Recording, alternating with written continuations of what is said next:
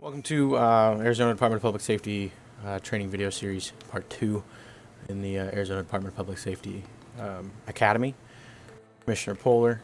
In this video today we're going to be talking about a couple things, kind of be condensing into one video. First one's going to be blocking roads, roadblocks for a scene. Next one is going to be blocking highway accidents, stuff like that on actual major thoroughfares. The third one, we'll be talking about how to do pit maneuvers, talking about how to maintain space in pit and in pursuits, and finally how to drive through intersections while in a pursuit or while responding to a call, depending on your code. So let's go ahead and get right into it with the proper roadblocks for a scene. So in this scenario, we're going to have an incident at the Ace Liquor, very commonplace, on 5M to have a shootout or any type of hostage or something like that, high-risk situation. So in this scenario, we have already called SWAT on scene. That's who's in the Bearcat up ahead, and that's them. It's their scene. They're on scene. SWAT has taken command of the scene, so it is patrol's duty to maintain perimeter and do anything that the SWAT team leader at the time, so the scene commander, tells them to do. When you're on a scene, that is kind of the biggest thing that we try to push for, is making sure that you are listening to scene command at all times. Scene command is in charge of the scene. They know what they're supposed to be doing. So at all times, scene command needs to be in charge. If a higher ranking officer needs to take command for whatever reason, then so be it. That is up to that higher ranking officer. Now, when we're on a scene, first thing that we need to be doing when we arrive onto a major priority scene, where there may, there's possibly barricaded suspects, something like that, a hostage situation, a robbery, whatever it may be, the first probably 2 to 4 officers need to be setting up a perimeter. They need to maintain the perimeter and make sure that they have a scene established. Without a perimeter, your scene can go as far as as far as it wants to.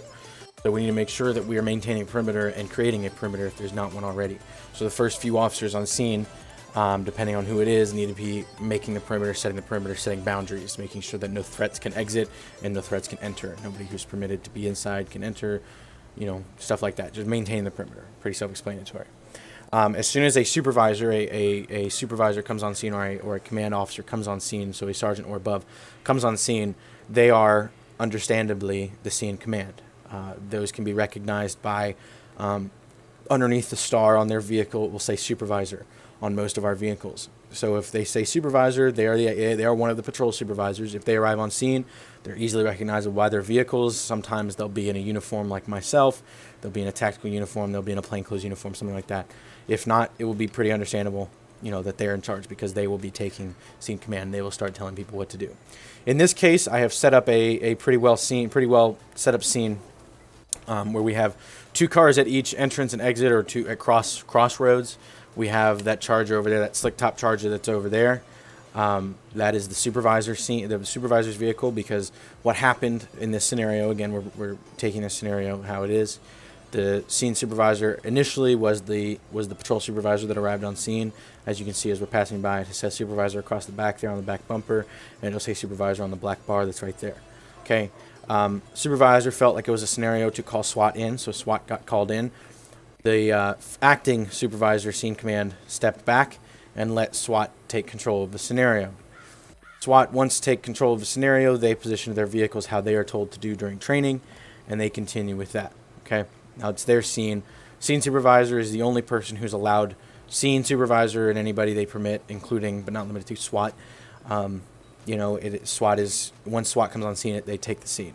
Obviously, they need to, get permission from the scene supervisor. They need to be requested, basically. They can't just go out to any willy-nilly call they want to. They're on call. They're on request. So they don't just show up to a traffic stop and be like, oh, it's my traffic stop. So that all be, if you go into a career in the community with SWAT, that you'll be all taught about that. So my primary focus in this video is to show you guys how to set up a perimeter for something like that. So that is how SWAT will be set up. Like I said, primarily your job is to set up perimeter. As patrol officers, this is part of your job description. This is what you need to be doing. So when you set up a perimeter, a lot of communities out there like to maintain the fact that there is one car blocking the road. That's it. All the other cars park outside the perimeter. There's one car blocking the road. That is not the case with our department. What we do is we set up 2 blocks like this, just like this, pointed inward toward the incident, just like this. If there is a vehicle, now for another case, if there's a vehicle that pulls up after this roadblock is already set up and after all the roadblocks are set up, then he more likely will be taking a position outside of the roadblock, just parked on the side of the road. He will not park like out here. You know, he's got to be pulled on the side of the road, making sure traffic isn't obstructed. Now you notice this this charger over here, this other charger that's over there is kind of blocking off that that entrance to this parking lot here. That's something that we call discretion. It is not a particular road that is blocked off. It is not something that we default to, but it is something that officer felt like it was necessary to block that entrance off because this parking lot is directly connected to the building that the threat is in, which is very smart and it is what we recommend, to just being aware of your surroundings as an officer. When you're setting up the perimeter, just be conscious of the area that you're in. So that was it was a smart idea for that officer to park there. That officer will stay there until instructed to do so by scene command. Now going back to what I said earlier about scene command and them being in charge of the entire scene, they make the decisions. When you arrive on scene and you set perimeter, every officer is required to stay outside of the perimeter unless instructed to do so by scene command. So the officers will pull up, set up perimeter. The scene supervisor or the active supervisor patrol will pull up, drive through the barrier, like not crash up cars, but drive around, open up. He comes in, he breaks the actual perimeter. He's allowed to break the perimeter because he's scene supervisor. He's going to take scene supervisor. So he pulls up where he's supposed to be. In reality, it'd probably be about where these SWAT trucks are, but he moved back for the SWAT trucks in this scenario. He would go and he would take scene command. All of the other officers are not allowed to enter the perimeter unless scene command, once it's established, tells them to do so. All the other officers are required to stay outside the perimeter and maintain perimeter. Once scene command gets on scene, he will start instructing the officers what to do at that point. The officers outside the perimeter, okay? And if they need to call SWAT, they can call SWAT. So that's kind of the gist of it. Okay, like our big focus for patrol officers is just maintain perimeter. And that's it. Maintain perimeter and listen to scene command. Those are kind of your big points here, is just do that, all right? Next, we're going to move on to the blocking off roads for an accident scene. So that's the next part of the video. So in this part of the video, we're going to talk about how to set up roadblocks or divert traffic for an incident that is causing a lane of traffic on an interstate or a highway to be closed or blocked off. For example, a MVA, a motor vehicle accident, could be an incident where you may have to block off lanes of traffic for a scene. So in this scenario where there's going to be a single vehicle accident involving a semi-trailer, it was jackknifed and then the cab flipped on its side. So we're going to respond to that call and we are going to simply show you how to pull up and block traffic. Okay, so we're just going to go ahead and do that. We're going to role play. We already got the call in, so we're going to go ahead and start responding to that call on the highway to do so.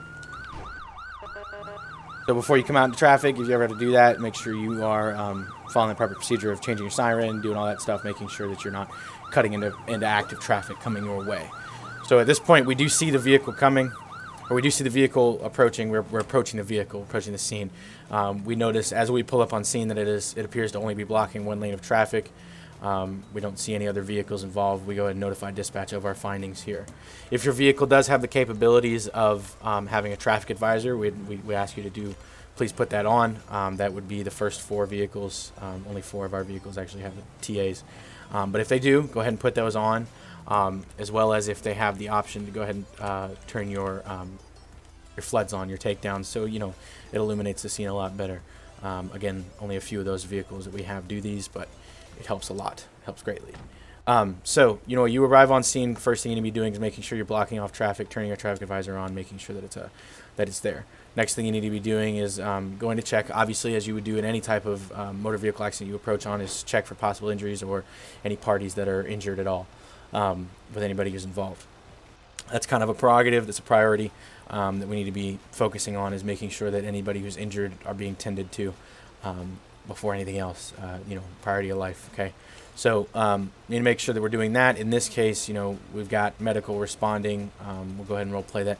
Medical's on scene, they're already here. At this point, there'll be other officers on scene as well. At this, when you have taken care of the person who's injured, You know, if you find yourself not really doing anything on the scene, you can more welcome to go work on your perimeter a little bit more. You can place cones out, put traffic signs out, adjust your vehicle, stuff like that. You're more than welcome to. But again, we want to make sure that we're keeping our priorities together and intact with, you know, the life, the injuries, and taking statements, pictures, stuff like that. And then eventually getting the whole entire scene cleaned up, calling a tow truck for the trailer, getting things organized. That's pretty much the basic of how to set up a road, you know, how to adjust your vehicle to make sure the traffic is flowing properly around your vehicle. You kind of set it up at an angle. Sometimes you can get to angle just right, which is about like right here, where actual vehicles will start turning around you. They will just eventually just, you know, AI traffic will just go around you because they will. That's just the way that they, you know, how smart they are, because we all know how smart they are. I do advise that if you're going like this, if you're angling your vehicle this much into the opposite lane of traffic, I do suggest that you do not have your takedowns on, for it could blind the oncoming traffic, which is never a good idea. But if you are arriving like that, like we did before, it's always a good idea to turn on your takedowns if you have the ability to do so, to have a brighter light, so you can definitely see your scene. And once fire and EMS get on scene, they'll have scene lighting that they'll be able to put on too, because the fire truck will pull up like right here, ambulance will pull up right here, and they'll have scene lighting to put on as well. Okay, so at that point, that's pretty much it with the setting of roadblocks, on how to set up a roadblock on the interstate or on a highway during a motor vehicle accident or any type of incident. Okay, so that's part of that part of the video. Next part of the video, we're going to go over pit maneuvers and pursuit etiquette. So in this section of the video, we're going to be talking about pursuit etiquette and pit maneuvers. In this instance, we're going to be trying to stop a F-150 in a pursuit. Right now, he's going to be on East Joshua. Looks like he's approaching Panorama. Oh, he's turning left on Panorama. So in this pursuit, we're going to be the pursuit etiquette that we're talking about. When we talk about pursuit etiquette, the things that we're talking about are pretty simple. As you approach an intersection, a major intersection, you're going to want to change your siren to your secondary siren, which is this one. As you go through the intersection, you want to change it to this one. Okay, so right now he's going through an intersection. This is like a heavy traffic area. Let's see what he's doing here. Now change your siren around when you're in heavy traffic areas. Where's he going to go? Turn around again. Change your siren up, make some noise while you're going through intersections, stuff like that. Just be loud as possible when you're going through intersections. You don't want to get sideswiped by AI or another civilian, you know, while you're just trying to chase some guy, right? So that's kind of pursuit etiquette that you're going to want to be looking for. That's basically it. Maintaining distance as well. You know, proper distance is about this far both ways from the vehicles you're chasing. You know, we're approaching an intersection. He's just spun out. He's going to keep going. You can change your siren, you know, again, going back to that, just making as much noise as possible. Now, spacing, like I said, a proper spacing distance is always recommended. The higher the speed, the further distance you need to be back from the person that you're pursuing or you're following in a pursuit if you're not primary. And that's just, you know, pursuit etiquette. Next thing we're going to talk about is pit maneuvers. How to perform a pit maneuver. If you don't know already, a pit maneuver is pretty well known how to do.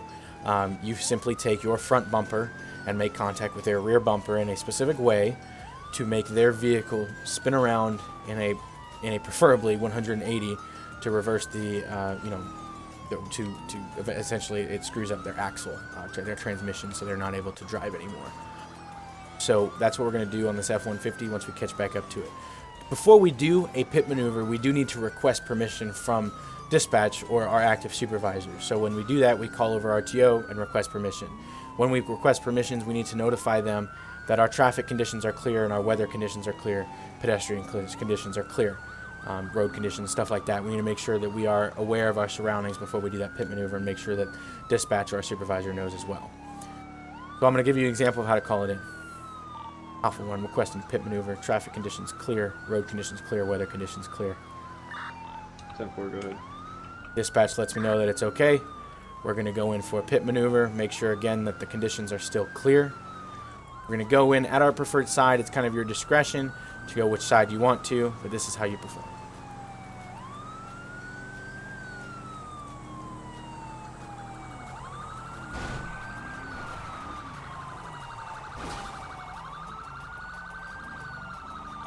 So at this point, the pit maneuver was successful. And that is how you perform a pit maneuver.